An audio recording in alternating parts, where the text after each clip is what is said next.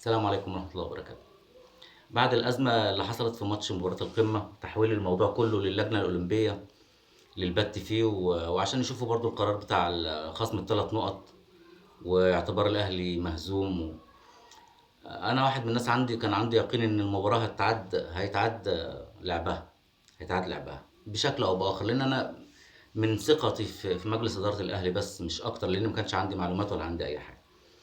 بس بعد اللي سمعته امبارح من الشهادة اللي شهدها الطقم الحكام السعودي، اللي صرحوا وقالوا احنا كنا في مطار القاهرة الساعة 9 الا تلت. احنا كنا حسبنا الحسبة دي قبل كده، الساعة 9 الا تلت قبل ميعاد المباراة بساعة الا تلت، وطلبنا من مندوب اتحاد الكورة ان احنا نتوجه على ملعب المباراة، احنا جاهزين بدنيا ونتوجه على ملعب المباراة على بال ما نجري شوية احماء، وبعد كده مستعدين لتحكيم المباراة.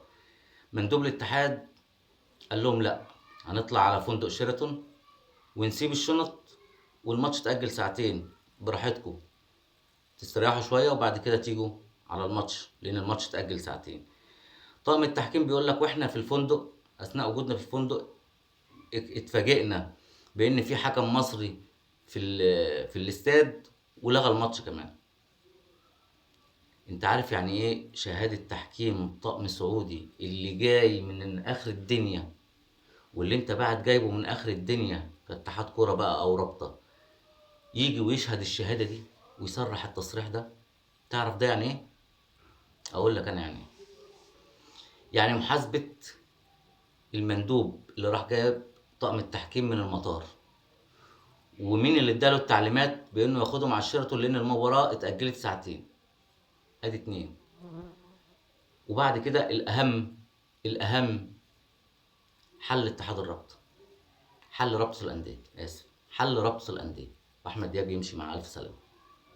حل رابطه الانديه معناه ان كل العقوبة اللي طلعت في حق النادي الاهلي اعتباره مهزوم، والثلاث نقط كأنها لم تكن، ومش هيبقى قدامك غير حل من الاتنين. هو مفيش حل من الاتنين، هتلعب المباراة والمباراة هتتعاد. عندك اعتراض؟ انسحب، وعلى الباغي تدور الدوائر. شفت لما نبقى كده وانت تقول لا انا عايز نقط، يعني عايز نقط، بعد كده الوضع يجي كده. وما اسمعش بق حد من الهجاصين والزمارين وبتوع التطبيل اللي بيطلعوا على الاعلان، الهجاص والمسيلمه الكذاب والاشكال اللي على شاكلته، يطلع يقول لك اه بص الاهلي نادي الدوله، عملوا له قلبوا له وسووا له. اهلي مش نادي الدوله، الاهلي النادي اللي معاه الحق، اهلي النادي اللي معاه الحق. كونك ان انت عايز تطلع تكذب الكذبه وتطلع تصيح عليها لغايه اما الناس تصدقها، ده موضوعك انت ومشكلتك انت، مش مشكلتي انا. انت لما بتتسحب ما بيبقاش معاك ادله ولا مستندات. انا لما بنسحب بيبقى عندي اداره قانونيه قويه بتقول لي ايوه انسحب وانت قلبك زي الحديد. ايوه، مش ما تنسحب، انا اسف كلمه اللي انسحب على لساني على طول. ايوه، ما تلعبش المباراه دي وانا قلبي زي الحديد. ده الفرق ما بين مجلس اداره بيدرس القرار قبل ما ياخده، ومجلس اداره بيلبس الشورت ويحط السيجاره في بقه ويقعد ويسيب خمرجي هو اللي يدير له النادي بتاعه. والسلام عليكم ورحمه الله وبركاته.